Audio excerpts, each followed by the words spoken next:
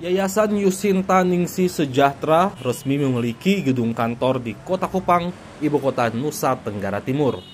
Gedung kantor yang terletak di Ruko Grand TDM, Jalan Frans di Buraya ini hadir dan fokus pada kesejahteraan sosial masyarakat.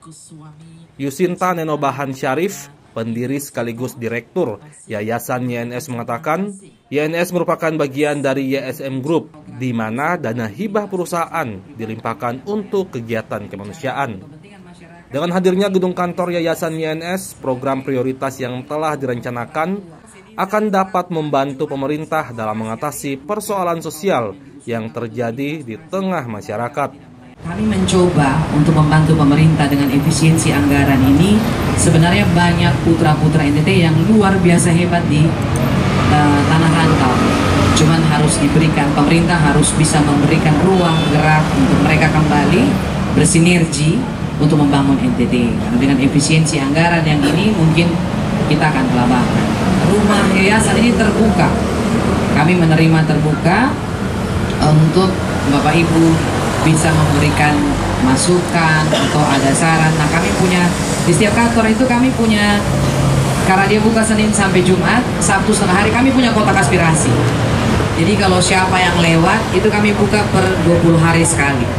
Nah, itu boleh. Dari di TDM juga ada kotak aspirasi masyarakat Nusa Tenggara Timur. Silahkan. Nah, itu nanti silahkan masukan, kami akan menjawab. Jika memang itu ada dalam program tahunan, kami akan membantu. Jika itu urgent, kami saja, tetapi dengan dasar bahwa itu kepentingan publik, bukan program yang diusulkan atau diminta aspirasi. Itu untuk pribadi kami tidak melayani.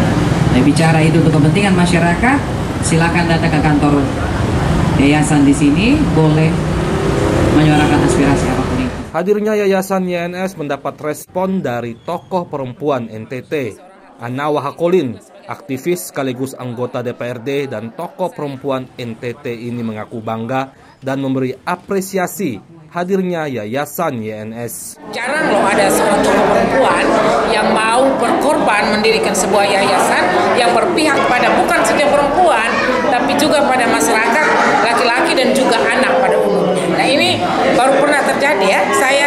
Saya belum pernah mengalami, dan baru saja saya melihat sosok Ibu Uci yang begitu getol dan begitu berpihak pada perempuan, dan juga sekali lagi tidak saja perempuan, masyarakat dan juga anak serta laki-laki. Artinya bahwa yayasan ini mengakomodir semua kepentingan masyarakat secara umum. Kalau kita bicara soal perempuan, berarti itu erat kaitannya kemiskinan berwajah perempuan dan segala macam. Tapi ketika ada yayasan ini, saya pikir bisa mengadvokasi semua persoalan tentang perempuan itu sendiri. Selain itu, tokoh perempuan Kota Kupang, Theodora Ewaldetaek, mengaku kehadiran YNS sudah memberi dampak yang luas bagi warga NTT sejak 2024 lalu. Walde mengatakan konsistensi YNS di bidang kemanusiaan, pendidikan, sosial, hingga kesehatan akan berdampak pada persoalan rumah tangga yang mana dapat meringankan sosok perempuan di dalam rumah tangga. Beliau ingin membangun satu spirit untuk terus konsisten mengurus masyarakat. Yang kita lihat saat ini adalah beliau konsisten untuk mengurus kemanusiaan di bidang pendidikannya, beliau urus di bidang sosial, beliau urus, dan juga di urusan kesehatan. Dan tentu ininya berdampak kepada persoalan rumah tangga, di mana kita tahu bahwa ketika pendidikan terbantu, ketika kesehatan terbantu, maka yang meringankan beban ini adalah sosok perempuan dalam rumah tangga.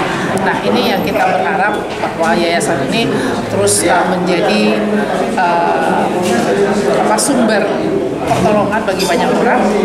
Dalam arti apa yang mereka lakukan, tentu saya sebagai perwakilan perempuan Kota Kupang terima kasih banyak, sehingga apa yang menjadi persoalan-persoalan sosial yang mungkin tidak bisa terselesaikan dengan dana pemerintah atau mungkin tidak terselesaikan dari urusan-urusan yang lain, maka mungkin yayasan ini bisa mengambil bagian di dalamnya untuk membangun Kota Kupang, membangun Nusa Tenggara Timur pada umumnya, khususnya di daerah timur. Berdiri sejak tahun 2012, Yayasan YNS kini hadir di NTT dan telah aktif di berbagai aksi sosial, termasuk pembagian bantuan sosial bagi 7.500 warga di 5 kabupaten kota di Pulau Timor.